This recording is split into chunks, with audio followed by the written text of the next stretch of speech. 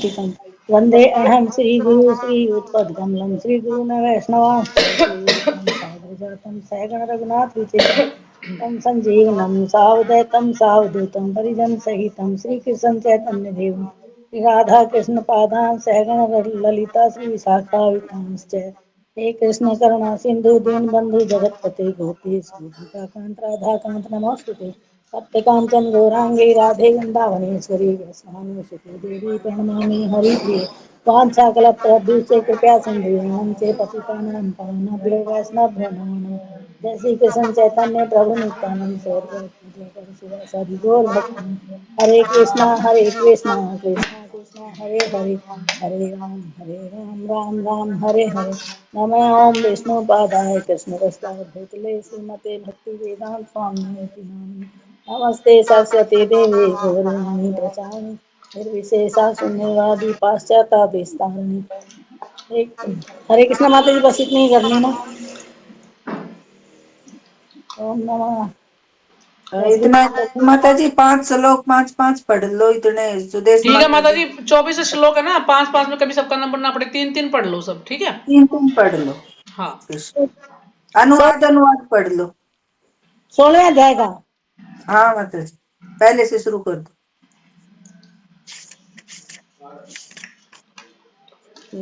अभी कर रहे हैं।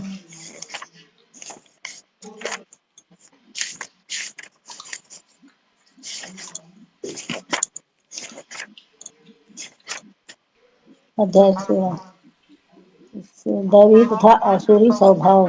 श्रीमद् भगवद गीता यथारूप अध्याय 16। श्री भगवान उवाच अभ्यम सत्व समम श्रुद्विज्ञा ज्ञानयोगव्यवस्थिति दानं दम च यज्ञश्च स्वाध्यायस्तप आवर्जवम् अहिंसा सत्य माता जी अनुवाद पढ़ दो। अनुवाद पढ़ना है माता जी, अनुवाद, श्लोक का नहीं पढ़ना, अनुवाद पढ़ना है बस। अच्छा ठीक है माता जी। हरे कृष्णा माता जी।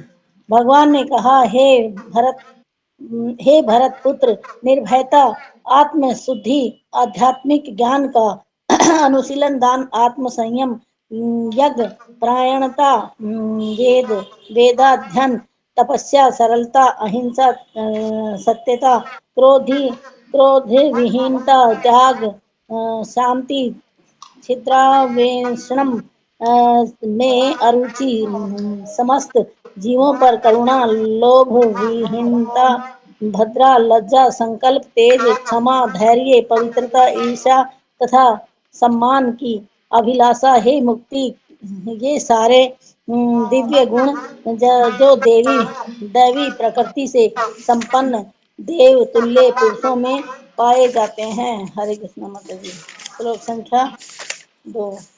मैं पढ़ती हूँ माता जी। एक में ही आ गए होंगे ना ये तो कितने सारे। 3 तो आ गए, एक में ही। हाँ तो बस तो मैं पढ़ते हैं दूसरा चौथे से है।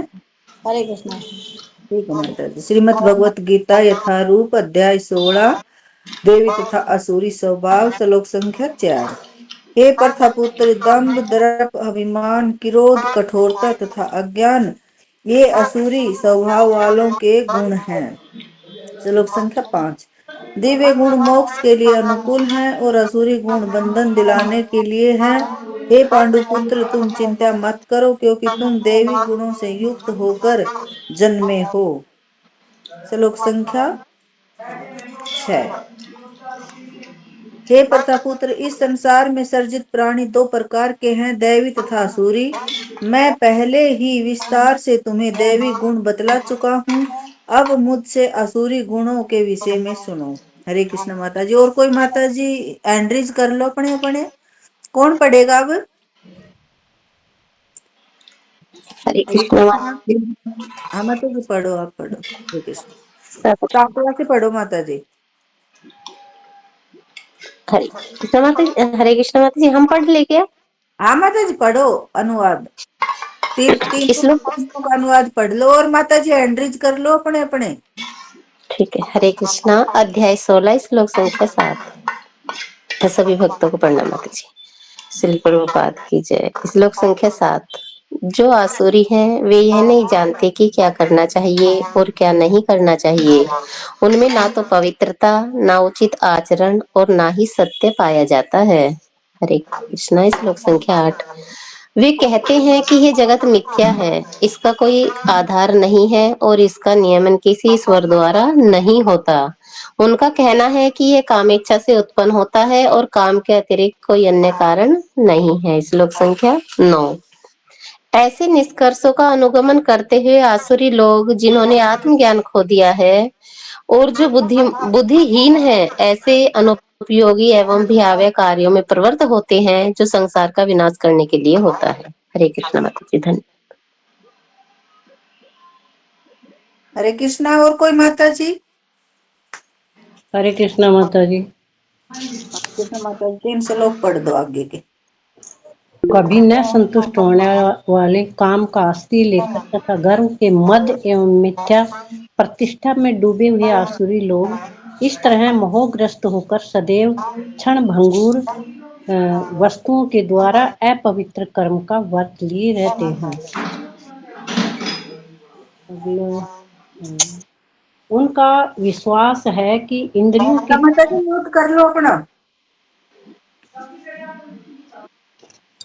उनका विश्वास है कि इंद्रियों की तुष्टि की मानव सभ्यता की मूल आवश्यकता है। इस प्रकार मरण काल तक उनको अपार चिंता होती रहती है। वे लाखों इच्छाओं के जाल में बंद कर तथा काम और क्रोध में लीन होकर इंद्रिय तृप्ति के लिए अवैध ढंग से धन संग्रह करते हैं। आसुरी व्यक्ति सोचता है आज मेरे पास इतना धन है और अपनी योजनाओं में से मैं और अधिक धन कमाऊंगा। इस समय मेरे पास इतना है, किंतु भविष्य में ये बढ़कर और अधिक हो जाएगा। वह मेरा शत्रु है, मैंने उसे मार दिया है और मेरे अन्य शत्रु भी मार दिए जाएंगे। मैं सभी वस्तुओं का स्वामी हूँ, मैं भोगता हूँ, मैं सिद्ध, शक्तिमान तथा सुखी हूँ।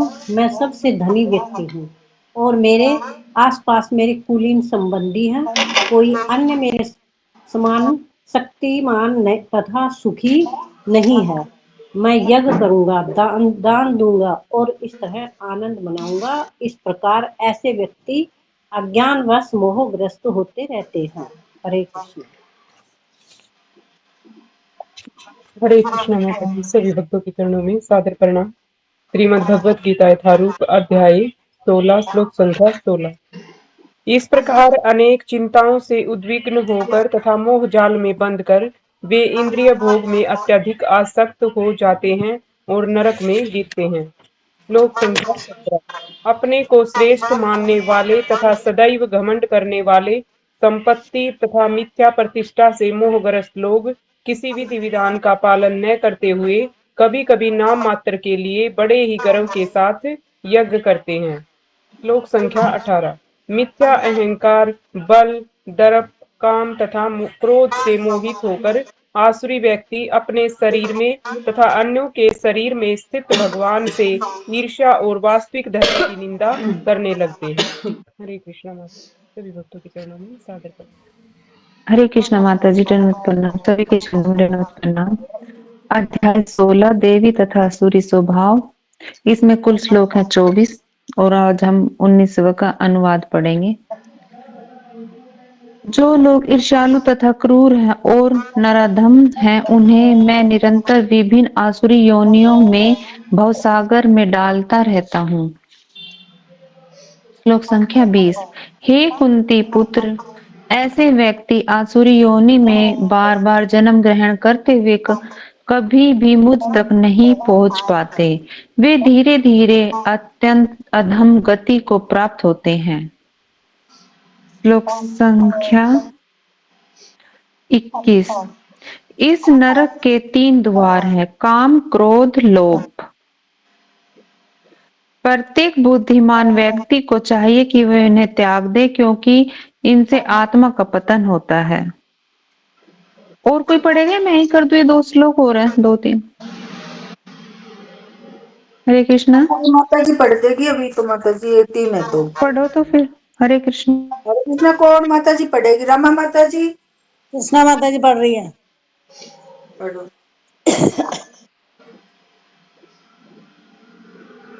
अरे पढ़ो भाई जल्दी, जिसने पढ़ना है। कृष्णा माता जी कृष्णा माता जी है कहाँ इसमें? नहीं कृष्ण है। माता जी है ही नहीं। सुदेश माता जी नहीं सुदेश पढ़ी। माता जी आप पढ़ेंगे? सुदेश माता जी हरे पढ़ेंगे आप? हरे हरे कृष्णा माता जी, सादर प्रणाम माता जी। आज मैं बाहर हूँ और मेरे पास भगवत गीता नहीं है। अच्छा अच्छा, और कोई पढ़ना चाहेगा जिसने ना पढ़ा हो? सुशीला माता जी आप पढ़ेंगे? सुशीला माता जी अच्छा, कहाँ तक पढ़ा है माता जी आपने? 21 तक? जी माता जी। अच्छा ठीक है, मैं पढ़ती हूँ। श्लोक संख्या 22। हे कुंती पुत्र, जो व्यक्ति इन तीनों नरक द्वारों से बच जब पाता है, वह आत्म साक्षात्कार के लिए कल्याणकारी कार्य करता है और इस प्रकार क्रमशः परम गति को प्राप्त होता है। 23वां, जो शास्त्रों के आदेशों की अवहेलना करता है और मनमाने ढंग से कार्य करता है, उसे न तो सिद्धि न परम गति की प्राप्ति हो पाती है। तो ये हमने पढ़ा कि अगर व्यक्ति क्या करता है, वेदों की अवहेलना करता है, तो ना वो उसको सिद्धि मिलेगी, ना वो सुखी रह पाएगा और ना ही उसको परम गति की प्राप्ति होगी। अब आज उससे आगे हम पढ़ेंगे श्लोक संख्या 24।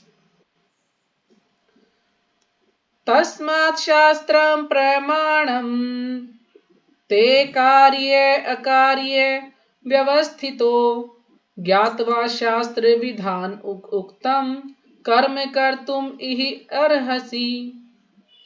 तो जो भी माता जी श्लोक का पढ़ना चाहे पढ़ सकती है। हरे कृष्णा माता जी सादर प्रणाम सभी भक्तों के चरणों में। श्रीमद् भगवत गीता यथारूप अध्याय 16 देवी तथा असुरी स्वभाव, और इसमें 700 श्लोक है भगवत गीता में और 18 अध्याय है, और इसमें 16वें में 24 श्लोक है और ये आखिरी श्लोक है। तस्मात् शास्त्रं प्रमाणं ते कार्ये स्थितो ज्ञात्वा शास्त्रविधानोक्तं कर्म कर्तुमिर्हसि। हरे कृष्णा माता जी सादर प्रणाम सभी को। हरे कृष्ण माता जी, दंडवत प्रणाम। श्रीमद् भगवत गीता यथारूप, इसमें कुल 18 अध्याय 700 श्लोक और हम 16वें श्लोक पे 16वें अध्याय पे हैं और इसका लास्ट है ये 24। तस्मात् शास्त्रं प्रमाणं ते कार्ये अकार्ये व्यवस्थितो अज्ञात्वा शास्त्र विधान उक्त करम कुरुतम इहि अर्हसि। हरे कृष्णा माता जी, जी हरे प्रणाम। कृष्णा। और कोई? माता जी धन्यवाद प्रणाम, सभी भक्तों को जी प्रणाम। प्रणाम श्रीमद् माता जी, भगवत पढ़िए। गीता यथारूप माता जी आवाज आ रही है। हाँ जी आ रही है। भगवत गीता यथारूप अध्याय 16 श्लोक 14। तस्मात् तस्मात् शास्त्रं प्रमाणं ते कार्ये अकार्ये व्यवस्थितो ज्ञात्वा शास्त्र विधान उक्तं कर्म कर्तुम् इहि अहर्ष। हरे कृष्ण माता। हरे हरे कृष्णा। कृष्ण माता जी, सादर प्रणाम। अध्याय 16 श्लोक संख्या 24। तस्मात् शास्त्रं परमाणं ते कार्य अकार्य व्यवस्थितो ज्ञात्वा शास्त्रविधानोक्तं कर्म कर्तुम् अर्हसि। हरे कृष्ण माता जी। हरे कृष्णा। हो गया हरे सबको? कृष्ण हाँ जी पढ़िए। सादर प्रणाम। ग्रंथराज श्रीमद् भगवत गीता यथारूप अध्याय 16 श्लोक संख्या 24। तस्मात् शास्त्रं परमाणं ते कार्य अकार्य व्यवस्थितौ ज्ञात्वा शास्त्र विधानोक्तं कर्म कर्तुम् अर्हसि। हरे कृष्ण। हाँ जी सावित्री माता जी आप पढ़ेंगे क्या? माता जी, मैं तो किचन में आ गई। अच्छा अच्छा, आपकी हरे आवाजें आ रही कृष्ण है ना, फिर माता। आपने म्यूट नहीं करा ना, मैं इसलिए सोच रही थी मैं कभी पढ़ने के लिए कराऊं। ठीक है, तो शब्दार्थ तस्मात इसलिए, शास्त्रम शास्त्र, प्रमाणम प्रमाण, ते तुम्हारा, कार्य कर्तव्य, अकार्य निषिद्ध कर्म, व्यवस्थितो निश्चित करने में, ज्ञातवा जानकर, शास्त्र शास्त्र का, विधान विधान, उक्तम कहा गया, कर्म कर्म, क्रतुम करना, यह इस संसार में अर्हसी तुम्हें चाहिए। अनुवाद। अतः मनुष्य को यह जानना चाहिए कि शास्त्रों के विधान के अनुसार क्या कर्तव्य है और क्या अकर्तव्य है। तो सबको हमें शास्त्रों के अनुसार जानना चाहिए ना, शास्त्रों में क्या विधि विधान है, हमें कौन सा कार्य करना है और कौन सा कार्य नहीं करना है। अब जब तक हम शास्त्र नहीं पढ़ेंगे तो हमें कैसे पता चलेगा कि हमें सुबह मंगल आरती करनी है, या हमें ब्रह्म मुहूर्त में उठना है, हमें भगवान की जो है सेवा करनी है ना, भगवान की आरती करनी है, भगवान को भोग लगाना है, भगवान को स्नान कराना है, और हमें शास्त्रों को पढ़ना है, या भगवान कौन है, हम कौन है, ये सब किससे पता लगेगा? शास्त्रों से। जब तक हमने शास्त्र नहीं पढ़े थे तो हम इतना नहीं जानते थे ना कि हम ये आत्मा है, शरीर नहीं है, कभी हम इस चीज को सोचते ही नहीं थे। लेकिन जैसे जैसे हम लोग शास्त्र पढ़ रहे हैं, ज्यादा नहीं तो कुछ तो हमें ये अनुभव हुआ है कि हम ये शरीर नहीं, आत्मा है, और भगवान के साथ हमारा क्या संबंध है, और हम यहाँ किस लिए आए हैं इस भौतिक जगत में, क्या कारण है यहाँ पर आने का, है ना। हमने ही भगवान से विद्रोह किया यहाँ आने के लिए कि हमें तो स्वामी बनना है, इसलिए भगवान ने हमें यहाँ भेज दिया है। तो ये सब हमें शास्त्रों से पता लगता कि भगवान कौन है और हम कौन है, और क्या कार्य करना है और क्या कार्य नहीं करना है। उसे ऐसे विधि विधानों को जानकर कर्म करना चाहिए जिससे वह कर्मशः ऊपर उठ सके, है ना। जब विधि विधानों में जो भी कर्म बताए गए हैं हमारे, हमें वही कर्म करने चाहिए, जिससे क्या होगा कि हम धीरे धीरे जो है ऊपर उठ जाएंगे, हम सिद्धि प्राप्त हो जाएगी हमें, हम एक अच्छे शुद्ध भक्त बन जाएंगे अगर हम शास्त्रों के अनुसार कार्य करते हैं तो तात्पर्य श्रीपाद जी के द्वारा। श्रीपाद जी की जय। जैसा कि 15वें अध्याय में कहा जा चुका है, वेदों के सारे विधि विधान कृष्ण को जानने के लिए हैं। तो हमने 15वें अध्याय में पढ़ा ना, सर्वस्य चाहम हृदय सन्निविष्टो मतः स्मृतिर ज्ञानम पोहनम च वेदेश्च सर्वे रह में वेद्यो वेदांत कृत वेद विदेव चाहम, कि मैं प्रत्येक जीव के हृदय में आसीन हूं, मुझसे ही स्मृति ज्ञान तभी स्मृति होती है, मैं ही वेदों के द्वारा जानने योग्य हूं, निसंदेह मैं वेदांत का संकलन करता। माता जी कौन सा श्लोक है? ये है 15वें अध्याय का 15वां श्लोक। जी संकलन माता जी। करता था, समस्त वेदों का जानने वाला हूं। तो वेदों में क्या है? भगवान को ही जानना है। तो 15वां जो अध्याय पढ़ा उसमें श्लोक दिया गया है कि वेद किस लिए है? भगवान को जानने के लिए। तो वेदों से ही हमें ज्ञान प्राप्त होता है कि आखिर हमें क्या करना है और क्या नहीं करना है, हमें किस तरह से भगवान की सेवा करनी है, ये सब हमें वेदों से पता लगता है। यदि कोई भगवत गीता से कृष्ण को जान लेता है और भक्ति में प्रवृत्त होकर कृष्ण भावनामृत को प्राप्त होता है तो वह वैदिक साहित्य द्वारा प्रदत्त ज्ञान की चरम सिद्धि तक पहुंच जाता है। तो देखिए प्रभा जी यहां पर समझा रहे हैं कि भगवत गीता से हम कृष्ण को जान लेते हैं। तो किससे जानते हैं? हम शास्त्रों को पढ़ते हैं, भगवत गीता को पढ़ते हैं, हम इनसे हम जानते हैं कि भगवान कौन है ना। भागवतम है, चैतन्य चरितामृत है, तो भक्ति में प्रवृत्त होकर कृष्ण भावनामृत को प्राप्त होता है। तो हम सब लोग क्या है? कृष्ण भावना भावित बनने का प्रयास कर रहे हैं, हम सब लोग भक्ति में जुड़े हुए हैं। तो हम पहले क्या थे? पहले हम कुछ भी नहीं जानते थे भगवान के बारे में, लेकिन जब से हम कृष्ण भावना भावित संस्था से जुड़े हैं तो हम सब भगवान के बारे में अच्छे से जान पा रहे हैं, हमें धीरे धीरे ज्ञान हो रहा है, कुछ ना कुछ हमारे ज्ञान में वृद्धि हो रही है। ऐसा नहीं है कि हमें जहां से हमने शुरू किया था वहीं पर है, हम सबका कुछ ना कुछ भला हो रहा है, सबको कुछ ना कुछ प्रगति हो रही है सबकी, है ना। तो ये हमें किससे पता लगता है? शास्त्रों से। कुछ लोग ये बोल दें कि मैं इतने दिन से जप कर रहा हूँ, शास्त्रों को पढ़ रहा हूँ, कुछ भी नहीं हो रहा, मेरा तो कुछ हो ही नहीं रहा। जैसे प्रभुपाद जी के एक शिष्य थे प्रबोधानंद सरस प्रबोधानंद महाराज, तो वो यही बोलते थे कि मैं इतने दिन से जप कर रहा हूँ, कुछ हो ही नहीं रहा।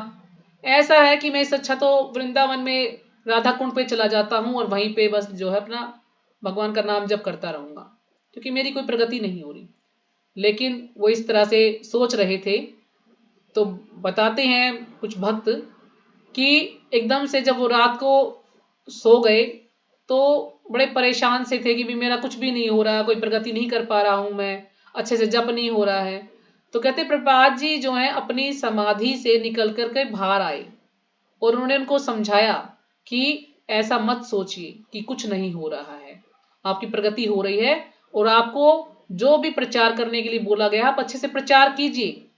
और जो व्यक्ति 16 माला का जप और ध्यान पूर्वक शास्त्रों को पढ़ता है और चारों नियमों का पालन करता है, निश्चित है कि वो भगवत धाम जाएगा, इसमें कोई भी संदेह नहीं है। तो देखिए हम ये सोचते हैं कि प्रभुपाद जी चले गए, गुरु महाराज चले गए, अब कौन हमें देख रहा है।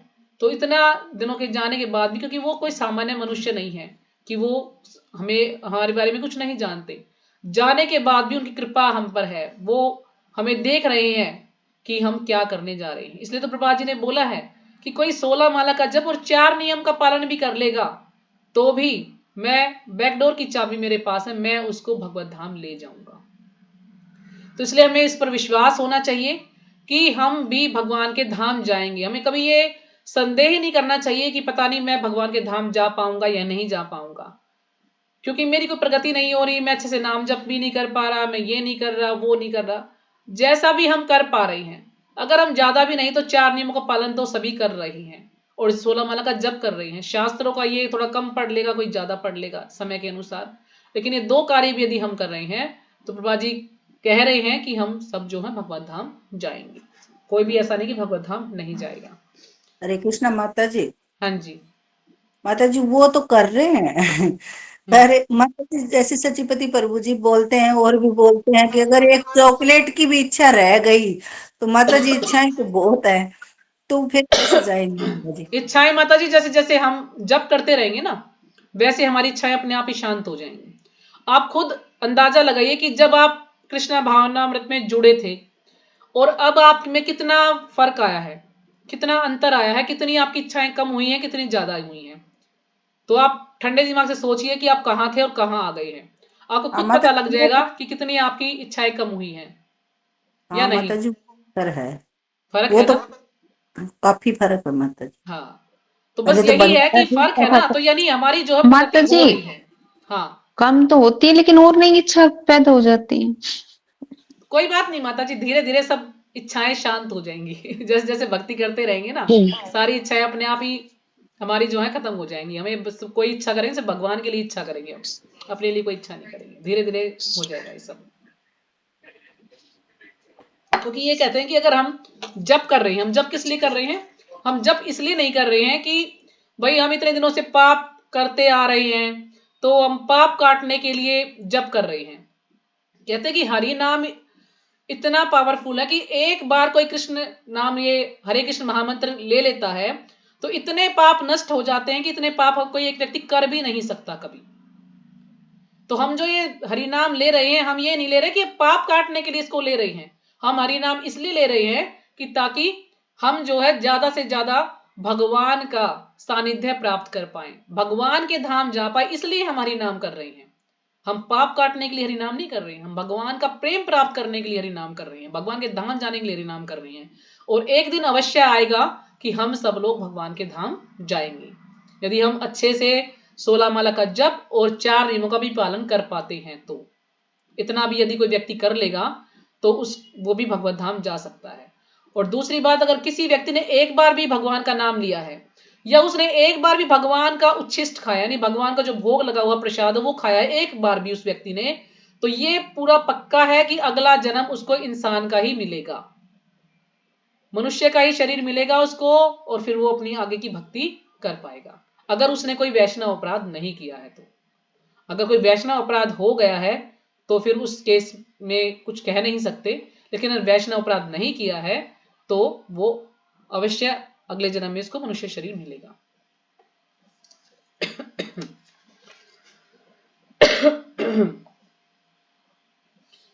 यदि कोई भगवत गीता से कृष्ण को जान लेता है और भक्ति में प्रवृत्त होकर कृष्ण भावनामृत को प्राप्त होता है तो वह वैदिक साहित्य द्वारा प्रदत्त ज्ञान की चरम सिद्धि तक पहुंच जाता है। भगवान चैतन्य महाप्रभु ने इस विधि को अत्यंत सरल बनाया। उन्होंने लोगों से केवल हरे कृष्ण महामंत्र जपने तथा भगवान की भक्ति में प्रवृत्त होने और अर्चा विग्रह को अर्पित भोग का उच्छिष्ट खाने के लिए कहा। तो देखिए भगवान ने स्वयं कहा है ना, किसी व्यक्ति ने नहीं लिख दिया कि कोई काल्पनिक बात लिख दी है। यहाँ भगवान चैतन्य महाप्रभु स्वयं बोल रहे हैं कि उन्होंने क्या करना है, सिर्फ केवल हरे कृष्ण महामंत्र का जप तथा भगवान की भक्ति में प्रवृत्त होने और अर्चा विग्रह को अर्पित भोग का उच्छिष्ट खाने के लिए कहा। बस ये दो कार्य भी यदि हम करते हैं तो हम भगवान का प्रेम प्राप्त कर सकते हैं। जो व्यक्ति इन भक्ति कार्य में संलग्न रहता है उसे वैदिक साहित्य से अवगत और सार तत्व को प्राप्त हुआ माना जाता है। जो इन भक्ति कार्य में लगा रहता है उसको क्या है, अवगत, यानी वैदिक साहित्य अवगत यानी जानकार, उसको उनका ज्ञान है और सार तत्व को प्राप्त हुआ माना जाता है। कि सार तत्व क्या है, सार क्या है वैदिक शास्त्रों का, वो सब उसको पता होता है। ऐसा व्यक्ति जो कि भगवान की भक्ति में लगा हुआ है, जो नाम जप कर रहा है। निसंदेह उन सामान्य व्यक्तियों के लिए जो कृष्ण भावनाभावित नहीं है या भक्ति में प्रवृत्त नहीं है, करणीय तथा अकरणीय कर्म का निर्णय वेदों के आदेशों के अनुसार किया जाना चाहिए। अब जो व्यक्ति कृष्ण भावनाभावित नहीं है या भक्ति में प्रवृत्त नहीं, भक्ति में नहीं लगा हुआ है, तो करणीय तथा अकरणीय कर्म का निर्णय वेदों के आदेशों के अनुसार करना चाहिए। अगर व्यक्ति भक्ति नहीं करता है तो कम से कम उसे वेदों में जो भी कार्य बताए गए हैं, जो भी कर्तव्य बताए गए, उनको तो कम से कम करना चाहिए कि जो कौन से कार्य हमें नहीं करने हैं और कौन से कार्य हमें करने हैं। अगर वो इतना भी करता है तो धीरे धीरे क्या होगा, वो व्यक्ति शुद्ध हो जाएगा। यानी जो वर्णाश्रम धर्म का जो बताया गया है नियम, कि वर्णाश्रम धर्म के जो नियम है, ऐसा नहीं कि भक्ति है, लेकिन वर्णाश्रम धर्म का जब हम पालन करते हैं तो धीरे धीरे हमारी चेतना शुद्ध हो जाती है। और जब हमारी चेतना शुद्ध होती है तो फिर हम भगवान की भक्ति करते हैं। लेकिन यदि हम वर्णाश्रम धर्म का पालन भी ना करें, भक्ति भी ना करें, जो कर्तव्य हैं उनको भी ना करें, तो फिर हमारा भला कैसे होगा।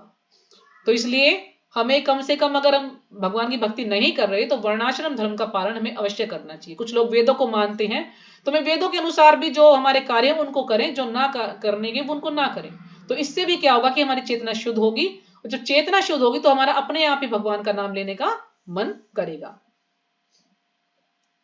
मनुष्य को तर्क किए बिना तद अनुसार कर्म करना चाहिए। यानी मनुष्य को तर्क नहीं करने चाहिए कि नहीं, इसमें जो कुछ दिया मैं नहीं मानता, मेरा तो जो मेरी मर्जी, जो मैं चाहता हूं मैं वही करूंगा, तो फिर उसका भला नहीं हो सकता। कम से कम उसको वेदों को तो मानना चाहिए कि जो कार्य है वो करने चाहिए। शास्त्रों में वे 4 मुख्य दोष नहीं पाए जाते जो बद्धजीव में होते हैं, है ना। बद्धजीव में 4 दोष पाए जाते हैं, हमने पहले भी कई बार चर्चा की है इस चीज की, लेकिन वेदों में कोई भी 4 दोष नहीं है। ये है अपूर्ण इंद्रिया, क्योंकि जो बद्धजीव है हम लोग, हमारी इंद्रिया क्या है, अपूर्ण है। यानी हमारी जो भी इंद्रिया, हम उनसे आंख से देख ही सकते हैं, है ना, कान से सुन सकते हैं, तो हमारी इंद्रिया अपूर्ण है। यानी हम ज्यादा से ज्यादा कितना, थोड़ा सा दूर देख लेंगे अपनी आंखों से, बहुत दूर तक नहीं देख सकते, क्योंकि हमारी इंद्रिया अपूर्ण है। वो कहते हैं ना, जड़ है हमारी इंद्रिया। लेकिन जो भगवान की इंद्रिया है, भगवान अपनी किसी भी इंद्रिय से कोई भी कार्य कर सकते हैं। भगवान अपनी आंखों से भी खा सकते हैं, और भगवान तो पूरे संसार को देख रहे हैं। हम तो सिर्फ थोड़ी सी दूर का देख पाते हैं, वो भी चश्मा लगा के, हमें दिखता ही नहीं है ना। और भगवान तो सब कुछ देख सकते हैं। तो यानी हमारी इंद्रिया अपूर्ण है। कपटता, और जो बद्धजीव उसके अंदर कपटता, यानी धोखा देने की प्रवृत्ति होती है ना। सब एक दूसरे को धोखा देना चाहते हैं। भक्ति में भी होता है, हम कुछ नहीं करते कई बार तो हम सोचते हैं किसी को पता ना चल जाए, लेकिन वो जो भगवान है वो देख रहा है हमें कि हम क्या कर रहे हैं क्या नहीं कर रहे हैं, है ना। भक्ति में आने के बाद भी कुछ लोगों की जो आदतें हैं वो नहीं सुधरती हैं। सोचते हैं कि कोई देख नहीं रहा, कोई व्यक्ति नहीं देख रहा, लेकिन भगवान देख रहे हैं कि हम क्या कार्य कर रहे हैं क्या नहीं कर रहे हैं। यानी धोखा देने की प्रवृत्ति होती है बद्धजीव के अंदर। त्रुटि करना, गलतियां करना, बद्धजीव हमेशा गलतियां करता ही रहता है ना। हम मान लीजिए लेक्चर ही दे रहे हैं, हम यहाँ पर क्लास ही चल रही है, तो उसमें भी बहुत सारी गलतियां होती हैं हमसे, लेकिन किसी को पता लगता है, किसी को पता नहीं लगता। तो यानी गलतियों का पुतला ही है बद्धजीव, है ना। हम गलतियां करते हैं। तथा मोहग्रस्त होना, और हम बहुत ज्यादा भ्रमित होते हैं, है ना। भ्रमित रहते हैं, हमें डर लगा रहता है कि नहीं ये कार्य ऐसे नहीं ऐसे होगा, कभी कोई जो है मुझे नुकसान ना पहुंचा दे, कुछ ना कुछ हमें भ्रम लगा ही रहता है, हम परेशान रहते हैं, चिंता लगी रहती है हमें। तो इन 4 दोषों के कारण बद्धजीव विधि विधान बनाने के लिए अयोग्य होता है। है ना, ये 4 दोष हैं हमारे अंदर, इसलिए हम विधि विधान नहीं बना सकते। अतः विधि विधान जिनका उल्लेख शास्त्र में होता है, जो इन दोषों से परे होते हैं, सभी बड़े बड़े महात्माओं, आचार्यों तथा महापुरुषों द्वारा बिना किसी परिवर्तन के स्वीकार कर लिए जाते हैं। तो जो भी ये विधि विधान है, जो भी शास्त्र हैं, ये किसने लिखे हैं? ये जो बड़े बड़े महात्मा हैं, आचार्य हैं, महापुरुष हैं, इनके द्वारा। तो इसलिए हमें बिना कोई परिवर्तन किए इनको स्वीकार कर लेना चाहिए, क्योंकि उन्होंने भी अपनी मर्जी से कुछ नहीं लिखा। वेद व्यास जी ने सारे शास्त्र लिखे हैं, तो क्योंकि वेद व्यास जी कौन है? शक्तावेश अवतार है भगवान के। तो भगवान ने जैसे जैसे उनको बुद्धि दी, उसी प्रकार से उन्होंने इनको लिखा है। या जो भी हमारे जो आचार्य हैं, उन्होंने भी लिखा है कुछ ग्रंथों को। तो इस प्रकार से उनको ज्ञान था, तो उन लोगों ने लिखा है। तो हमें इसमें कोई परिवर्तन नहीं करना, बिना परिवर्तन के उसको स्वीकार करना है। जब कहते हैं ना हमें कोई भी जिसके बारे में पता लगाना है, तो गुरु साधु शास्त्र, इसने उन्होंने जो भी कहा है हमें इसको स्वीकार कर लेना चाहिए बिना कोई तर्क किए। भारत में आध्यात्मिक विद्या के कई दल हैं, जिन्हें प्राय 2 श्रेणियों में रखा जाता है ना। 2 दल हैं, निराकारवादी और साकारवादी। तो जो भगवान को निराकार मानते हैं, मायावादी भी हैं, निराकारवादी, निर्विशेषवादी, शून्यवादी, सब भगवान को निराकार मानते हैं। और साकारवादी यानी भक्त, वो भगवान को साकारवादी मानते हैं कि भगवान का भी रूप रंग होता है। लेकिन जो निराकारवादी हैं वो सोचते हैं भगवान सिर्फ ज्योति है और कुछ नहीं है। दोनों ही दल वेदों के नियमों के अनुसार अपना जीवन बिताते हैं, लेकिन दोनों ही दल क्या है? वेदों को मानते हैं, वेदों के अनुसार अपना जीवन बिताते हैं। शास्त्रों के नियमों का पालन किए बिना कोई सिद्धि प्राप्त नहीं कर सकता। जब तक हम शास्त्रों का पालन नहीं करेंगे, शास्त्रों में जो भी कुछ बताया गया उसका पालन नहीं करेंगे, तब तक हम सिद्धि प्राप्त नहीं कर सकते। अतः जो शास्त्रों के तात्पर्य को वास्तव में समझता है, वह भाग्यशाली माना जाता है। तो यानी जो शास्त्रों के जो तात्पर्य है उसको जो अच्छी तरह से समझ लेता है, वही क्या है? भाग्यशाली है।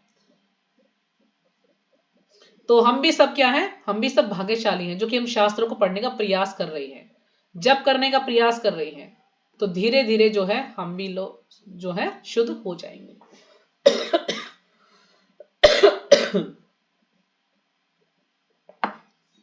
कम से कम हमें कुछ तो ज्ञान हुआ है, और धीरे धीरे जैसे जैसे हम पढ़ते जाएंगे तो और ज्ञान हो जाएगा।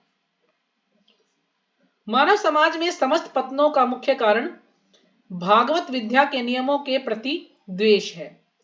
तो मानव समाज में समस्त पतनों का मुख्य कारण, यानी हमारे पतन का मुख्य कारण क्या है? भागवत विद्या के नियमों को के प्रति द्वेष, यानी हम जो भागवत के नियम है उसके प्रति द्वेष रखते हैं, भगवान से ईर्ष्या करते हैं, इसलिए क्या है? हम पतित हो जाते हैं। जैसे कि इतने सारे लोगों ने भगवत गीता लिखी है, लेकिन उसमें क्या किया है? सिर्फ अपना ही गुणगान किया है और भगवान को वहां से निकाल दिया है। अपने मन गढ़ंत तरीकों से श्लोकों की व्याख्या की है, जो सही अर्थ है उसको नहीं लिखा गया है। यह मानव जीवन का सर्वोच्च अपराध है। तो ये बहुत ही बड़ा अपराध है मानव जीवन का, जो कि भागवत विद्या से द्वेष करते हैं। अतः भगवान की भौतिक शक्ति अर्थात माया त्रिय तापों के रूप में हमें सदैव कष्ट देती रहती है। अब भौतिक शक्ति अर्थात माया 3 तापों के द्वारा, आदि दैविक, आदि भौतिक और आदि आध्यात्मिक, इन तीनों तापों के द्वारा हमें कष्ट देती रहती है। यह भौतिक शक्ति प्रकृति के 3 गुणों से बनी है ना। हमने चर्चा की काफी इसकी। 3 गुणों से बनी है, सत्वगुण, रजस गुण और तमस गुण।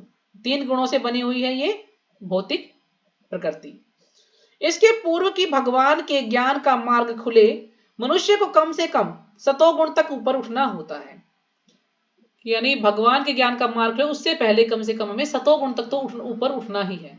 वैसे तो हमें तीनों गुणों से ऊपर उठना है, लेकिन कम से कम सतोगुण तक तो हमें आना ही चाहिए। क्योंकि सतोगुण में जब व्यक्ति होता है तो उसको अच्छे से ज्ञान होता है कि मुझे कौन सा कार्य करना है, कौन सा कार्य नहीं करना है, कैसे मुझे रहना है, कैसे मुझे क्या करना है, उसको सारा ये ज्ञान रहता है। तो कम से कम सतोगुण तक तो ऊपर उठना ही चाहिए। सतोगुण तक उठे बिना वह तमो तथा रजोगुण में ही रहता है, जो कि आसुरी जीवन के कारण स्वरूप है। अगर सतोगुण में नहीं है व्यक्ति तो वो रजोगुण और तमोगुण में ही रहेगा, और वो क्या है? आसुरी प्रवृत्ति है। रजो तथा तमोगुणी व्यक्ति शास्त्रों, पवित्र मनुष्यों तथा भगवान के समुचित ज्ञान की खिल्ली उड़ाते हैं। जो व्यक्ति क्या है, रजोगुणी है, तमोगुणी है, वे शास्त्रों की और पवित्र मनुष्यों तथा भगवान के समुचित ज्ञान की खिल्ली उड़ाते हैं, मजाक उड़ाते हैं भगवान का, है ना। भगवान के जो भी शास्त्र हैं भगवान के बारे में, उनका भी मजाक उड़ाते हैं। जो भगवान की भक्ति कर रहे हैं उनका भी मजाक उड़ाते हैं। क्यों? क्योंकि वो अज्ञान में है, उनको ज्ञान ही नहीं है। वे गुरु के आदेशों का उल्लंघन करते हैं, यानी गुरु कुछ समझाने का प्रयास करते हैं तो उस चीज को भी नहीं मानते हैं, और शास्त्रों के विधानों की परवाह नहीं करते। और शास्त्रों में जो भी विधि विधान दिए गए हैं उनका कोई भी पालन नहीं करते हैं, ना ही कोई चिंता करते हैं कि हम ये कार्य गलत कर रहे हैं, नहीं। वे भक्ति की महिमा का श्रवण करके भी उसके प्रति आकृष्ट नहीं होते।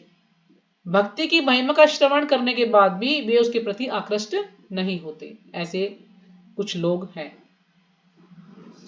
इस प्रकार वे अपनी उन्नति का अपना निजी मार्ग बनाते हैं, यानी अपनी उन्नति का वो अपना एक निजी मार्ग बना लेते हैं, जो कि गलत है। मानव समाज के ये ही कतिपय दोष हैं, मानव समाज के कतिपय कुछ ये दोष हैं जिनके कारण आसुरी जीवन बिताना पड़ता है ना। जो व्यक्ति शास्त्रों को नहीं मानता है, उनके जो भी कार्य हैं कौन से करने हैं कौन से नहीं करने हैं, या भगवान से ईर्ष्या करते हैं, भगवान के भक्तों से ईर्ष्या करते हैं, रजोगुण तमोगुण में रहते, तो ऐसे व्यक्ति आसुरी प्रवृत्ति के ही होते हैं और फिर उन्हें उसी में जीवन बिताना पड़ता है अपना। किंतु यदि उपयुक्त तथा प्रमाणिक गुरु का मार्गदर्शन प्राप्त हो जाता है तो उसका जीवन सफल हो जाता है ना। यदि हमें कोई अच्छा गुरु मिल जाए तो फिर हम जैसे जैसे गुरु हमें आज्ञा देगा, है ना, उपदेश देगा, तो उस कारण से हमें पता लग जाएगा कि हमें कौन सा मार्ग अपनाना है कौन सा नहीं अपनाना है। तो धीरे धीरे जो है हमारा हृदय परिवर्तन हो जाएगा, तो उसका जीवन सफल हो जाता है, क्योंकि गुरु उच्च पद की ओर उन्नति का मार्ग दिखा सकता है। क्योंकि गुरु ही एक ऐसा है जो कि हमें उच्च पद की और उन्नति का मार्ग दिखा सकता है, हमें भगवान के धाम लेके जा सकता है, भगवान का प्रेम हमें प्राप्त हो सकता है गुरु के द्वारा। क्योंकि गुरु कौन है? भगवान के प्रतिनिधि हैं। तो हमें गुरु ने जो भी बताया है हमें उसके बातों पर अमल करना चाहिए, उन्हीं बातों को मानना चाहिए। जो भी मार्ग हमें दिखाया है हमें उसी पर चलना चाहिए, ताकि हम जल्दी से जल्दी जो है भगवान का प्रेम प्राप्त कर पाए। जो गुरु की अवज्ञा करते हैं तो उनका कुछ भी भला नहीं हो सकता, क्योंकि अगर हम गुरु की कृपा प्राप्त नहीं कर पाते तो भगवान की कृपा भी हमें नहीं मिलती, और यदि हम गुरु की कृपा प्राप्त करें तो भगवान भी कृपा करते हैं। तो इसलिए गुरु को प्रसन्न करना अति आवश्यक है। इस प्रकार श्रीमद् भगवद गीता के 16वें अध्याय दैवी तथा आसुरी स्वभाव का भक्ति वेदांत तात्पर्य पूर्ण हुआ। तो यहीं पर हमारा ये अध्याय समाप्त हो गया है। कल से हम नया चैप्टर शुरू करेंगे। ठीक है।